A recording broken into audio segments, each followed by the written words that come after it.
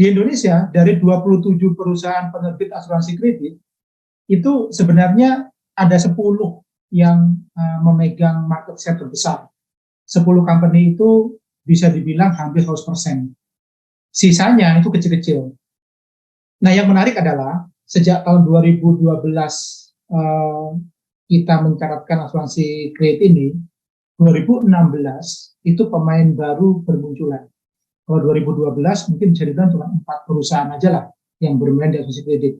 Ada yang memang dia penugasan seperti Asuransi Kredit Indonesia, ada juga memang karena dari grupnya, ada juga yang memang karena dia punya kerjasama khusus dengan pihak perbankan.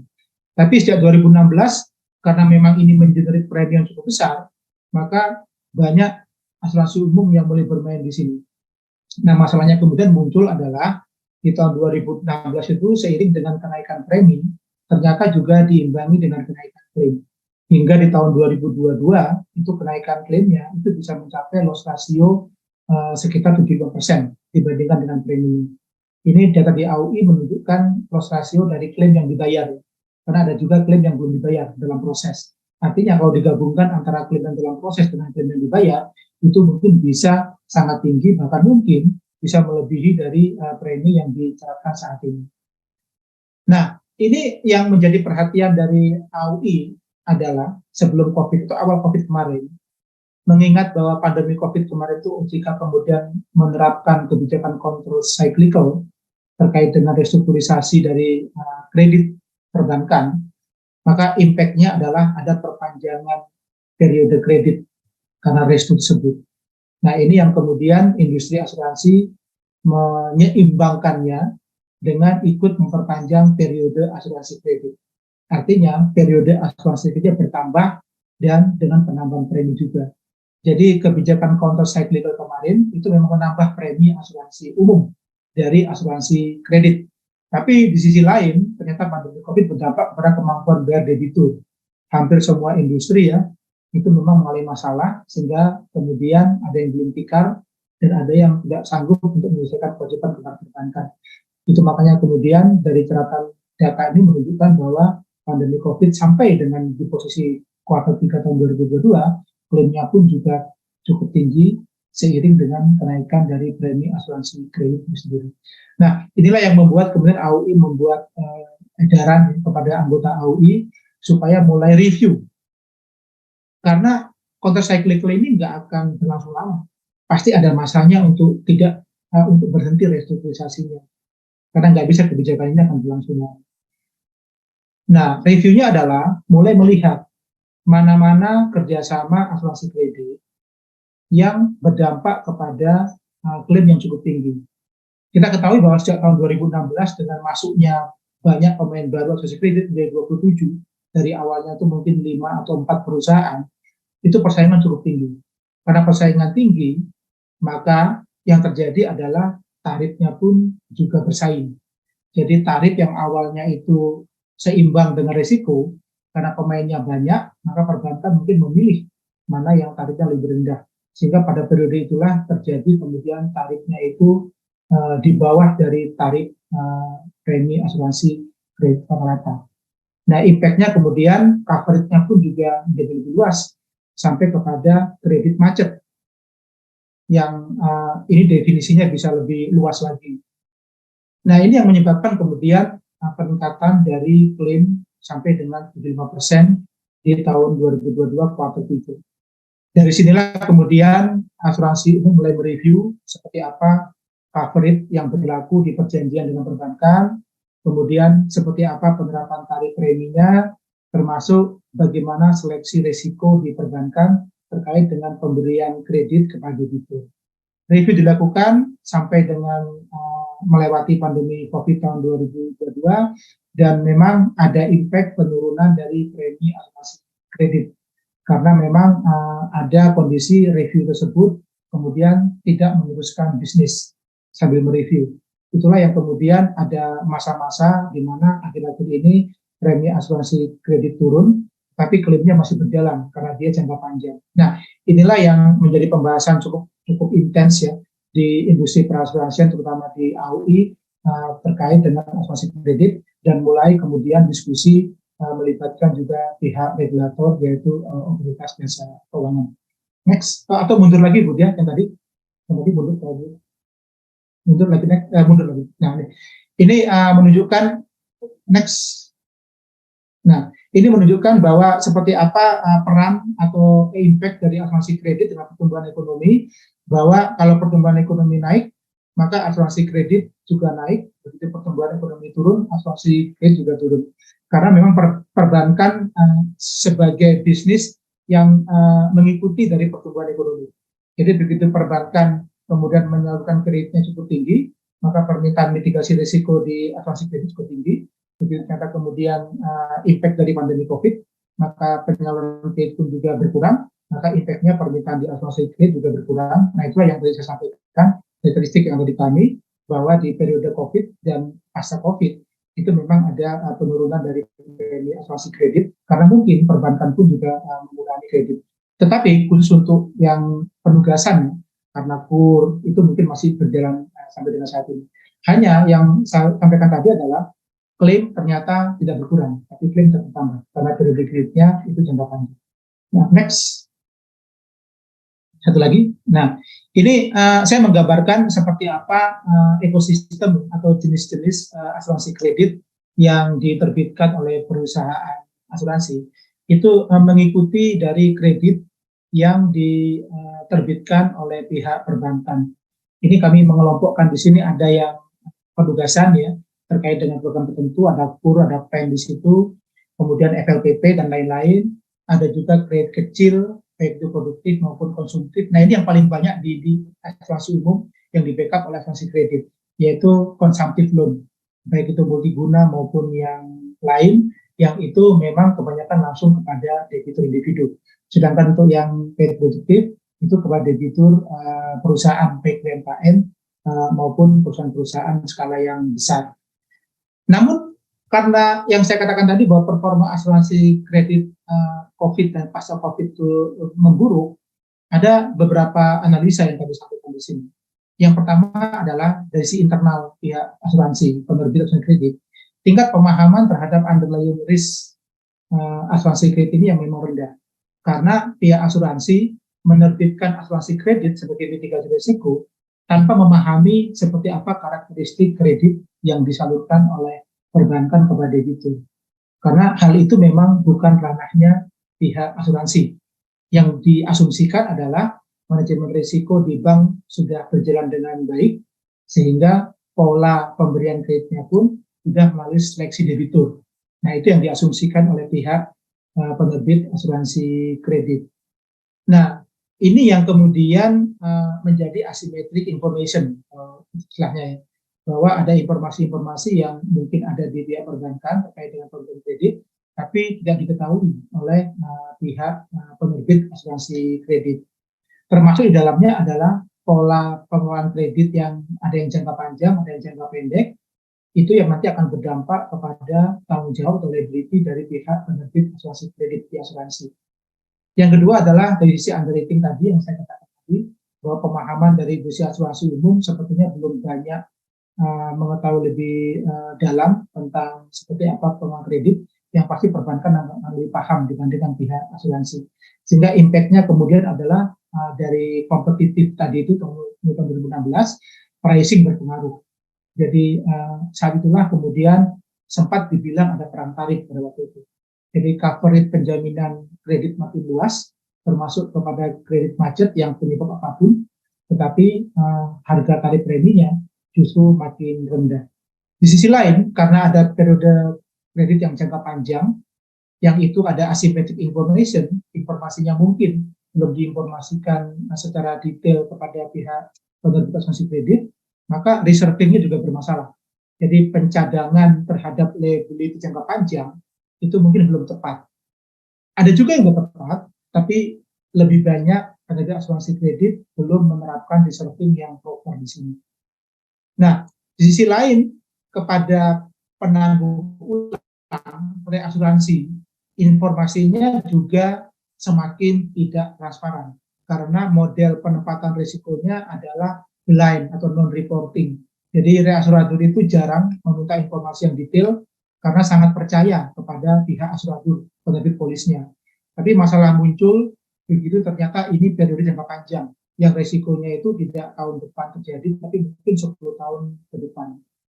Nah, ini yang kemudian menjadi masalah baru pasca dari pandemi COVID, diiringi juga dengan meningkatnya biaya akuisisi, enggak cuma di asuransi kredit, tapi juga di lini bisnis yang lain.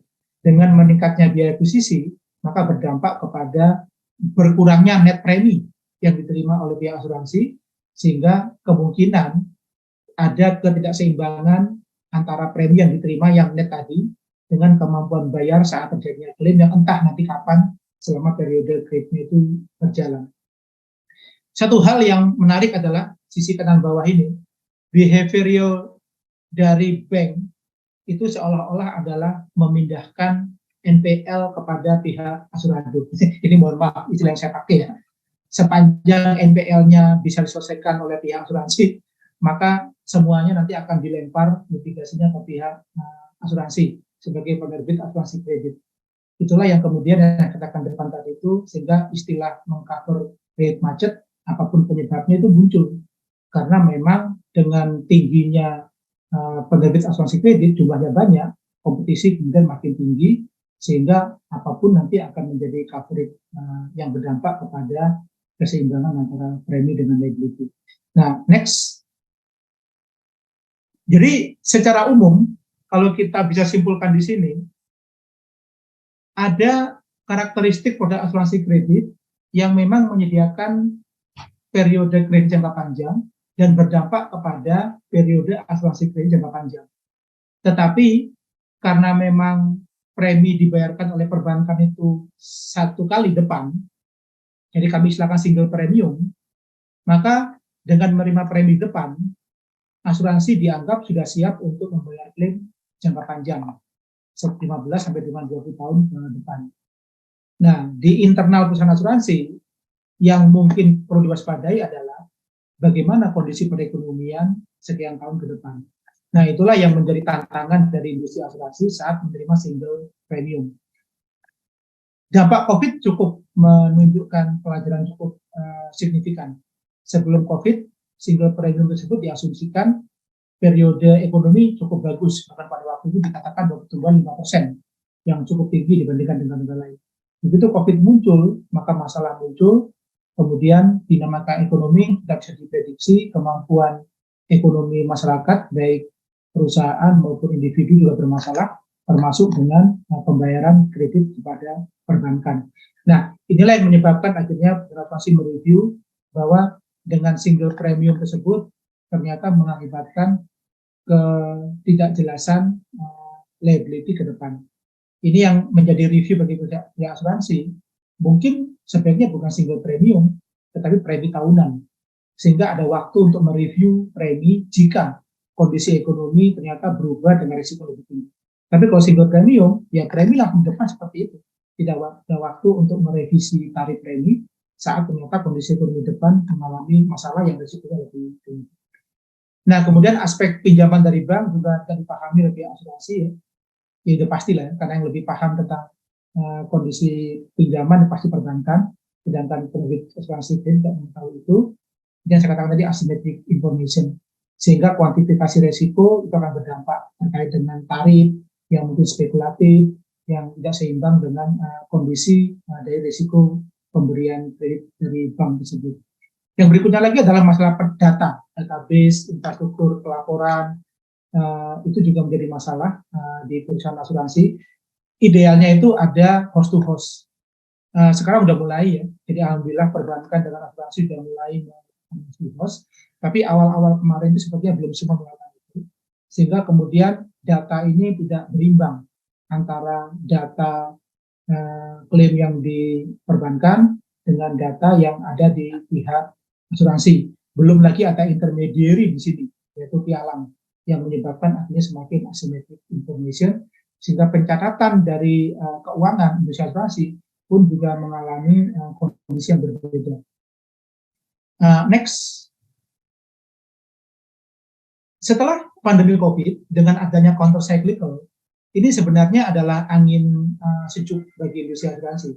Karena permasalahan-permasalahan akibat dari tantangan asuransi kredit saya katakan tadi di depan, karena memang ketidakpahaman penuh ya pihak asuradur terhadap kondisi perbankan, itu berdampak kepada estimasi liability yang lebih besar dibandingkan dengan premi yang diterima. Jadi pada waktu itu, kalau tidak ada counter cyclical yang berdampak kepada restrukturisasi, bisa dibilang klaim asuransi kredit yang diterima oleh asuradur itu akan meningkat cukup besar. Sehingga data yang saya sajikan tadi, itu tidak seperti itu angkanya. Angkanya bisa melebihi dari premi yang ada. Tapi setelah kebijakan restrukturisasi, maka periode kredit menjadi restruktur, dampaknya cukup panjang, sehingga yang harusnya klaim nggak jadi klaim. Tapi kondisi bank berbeda-beda. Saya surprise tadi dengan Bank DKI, kalau saya nggak baca ya, restrukturisasi kredit tadi itu disampaikan 3%. Karena ada juga bank lain yang menginformasikan kepada kami, restrukturisasi kredit restruktur itu mencapai 60%. Jadi waktu itu kami sangat worry sekali, karena kalau 60% ini tiba-tiba kemudian berhenti restrunya gitu ya, tidak diperpanjang lakasinya, itu bisa dibilang bahwa saat itu juga langsung kami akan banjir klaim asuransi kredit. Nah inilah yang menjadi perhatian bagi industri asuransi, tapi di sisi lain, atas dampak review yang dilakukan oleh AUI dan diminta kepada semua perusahaan asuransi anggota AUI, itu ternyata tidak mulai ada perbaikan sangat bagus. Jadi koordinasi dengan perbankan sudah mulai dilakukan, tidak lagi ada coverage risiko terlalu luas, dan juga tarif premi sudah mulai berdasarkan kepada risiko yang berbeda-beda, masing-masing segmen debiturnya dan juga masing-masing jenis kreditnya. Sisi lain adalah ada evaluasi yang disampaikan AUI kepada OJK, ini kami resmi sampaikan ke OJK ya, bahwa memang ada penurunan earned claim ratio sejak tahun 2021, saat itu adalah pandemi COVID masih ada, dan sampai dengan posisi Q3 di 2020. Penurunan dari claim rasio ini itu memang akibat dari kebijakan counter cyclical OJK. Tetapi sekali lagi bahwa ini adalah dari klaim yang dibayar, karena masih ada klaim yang dalam proses, yang itu mungkin memerlukan tektokan cukup lama dengan pihak perbankan terkait dengan eligibilitas dan juga data yang dipenuhi untuk bisa nanti klaim tersebut diselesaikan oleh pihak asuradur. Namun yang kami sampaikan di sini adalah kami sangat mendapatkan berkah cukup besar akibat dari restrukturisasi ini. Tapi sisi lain, perusahaan asuransi pun juga berbenah karena resiko ini nggak akan berlangsung lama. Maka pada saat itulah kemudian ada mulai perbaikan di sisi tarif dan juga coverage risiko, sehingga ada penurunan dari rasio klaim dari awalnya itu 13% dari 2020 itu menjadi 143% di 2021. Ini pun juga impact dari delta varian COVID di tahun 2020 kemarin itu yang sekarang sudah menurun. Pada waktu itu memang cukup tinggi sehingga baik ahli jiwa maupun umum mengalami klaim cukup besar akibat dari impact dari COVID. Nah, next. Yang kami sampaikan di sini adalah atas kerjasama asuransi kredit dengan penyaluran kredit perbankan dari perbankan kepada pihak debitur dan impact dari kondisi pandemi COVID serta restrukturisasi kredit perbankan yang berdampak kepada kemudian industri asuransi, itu industri asuransi akhirnya punya kesadaran terhadap kondisi masalah yang menaungi asuransi kredit. Maka perbaikan dimulai, saya katakan itu, termasuk juga pencadangan. Impact pencadangan cukup besar pada industri asuransi.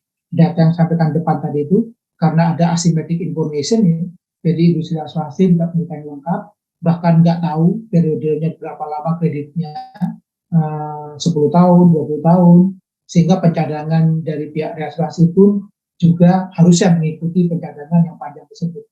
Tapi karena memang informasinya nggak ada, maka pencadangannya nggak dilakukan seperti itu. Begitu liability muncul, klaim masuk ke pihak asuransi, ternyata kembali posisi liability lebih tinggi dibandingkan dengan premi yang terima. Tapi kondisi COVID akhirnya mulai melakukan review tersebut baik reasuradur maupun pihak asuradur. Dan tidak semua portfolio asuransi kredit bermasalah. yang saya sampaikan tadi adalah average yang bermasalah. Tapi ada juga yang memberikan hasil yang bagus dan mereka cukup selektif dari awal. Sehingga ini merupakan rekomendasi dan usulan kami kepada OJK bahwa mungkin perlu juga ada pengawasan terhadap portfolio hanya untuk akun-akun individu yang bermasalah, karena nggak semuanya bermasalah. Jadi beberapa perusahaan asuransi yang memang mengalami stressing cukup besar terhadap asuransi kredit, itu mungkin yang perlu ada pengawasan lebih intensif. Kemudian transparansi risiko asuransi kredit ini sudah mulai berjalan, koordinasi dengan perbankan, bahkan saya katakan host to host tadi itu, dan juga intensif koordinasi itu sudah mulai berjalan, dan impact-nya nanti adalah kepada pihak reasurator. Tapi akan lebih bagus ya seandainya ada yang memediasi dalam bentuk suplai data. Itu makanya AUI mengusulkan kepada OJK pada waktu itu supaya akses link yang selama ini memang belum melibatkan pihak asuransi itu bisa. Jadi asuransi pun juga bisa diberikan akses link ini, sehingga nanti kami bisa melakukan mitigasi risiko terkait dengan asuransi kredit maupun juga dengan yang lainnya, bukan cuma asuransi kredit. Nah, ini yang kami usulkan kepada OJK pada waktu itu. Kemudian terkait dengan program relaksasi restrukturisasi kredit ini, sejauh ini memang bisa menurunkan claim rasio di industri asuransi umum secara average ya. Meskipun ada juga secara individu dengan asuransi yang mengalami stres yang cukup besar, tetapi waktunya lah bagi industri asuransi untuk melakukan perbaikan dari sisi kerjasama term condition policy-nya, sisi pricing-nya, bahkan dari sisi pencadangan.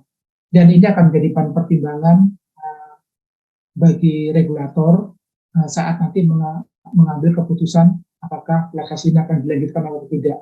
Cuman tadi ada clue bahwa sepertinya nggak akan dilanjutkan. Saya sih menganut pasar bebas ya. Sebaiknya memang bagaimana masyarakat itu bisa melakukan effort yang lebih baik. Tetapi masa-masa kritis COVID kemarin dan asymmetric information atas asuransi kredit itu memang menjadi pelajaran bagi industri asuransi umum terutama, bahwa informasi itu perlu transparan. Nah, ini terkait dengan asuransi kredit. Mudah-mudahan ini akan menjadi pelajaran cukup baik bagi industri asuransi, dan di sisi lain juga menjadi kerjasama yang cukup baik juga antara industri asuransi dan juga industri perbankan, supaya ekosistem kredit di dalamnya termasuk asuransi kredit ini akan menjadi lebih baik untuk meningkatkan pertumbuhan ekonomi ke depan.